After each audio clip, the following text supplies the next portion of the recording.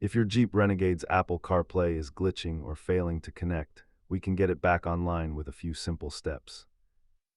Before you blame the Uconnect system, remember that over 60% of these issues are actually caused by a faulty cable.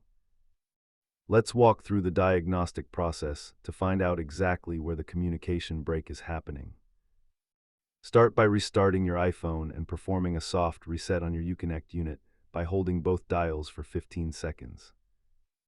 Physical hardware like pocket lint in the USB port or a non-certified cable are the most common hardware culprits. Sometimes the Jeep's software just needs an update to talk correctly to the latest version of iOS. If basic resets and new cables don't work, you might be looking at a hardware failure in the USB hub itself. As you can see, nearly half of all connection issues are solved simply by swapping out the charging cable.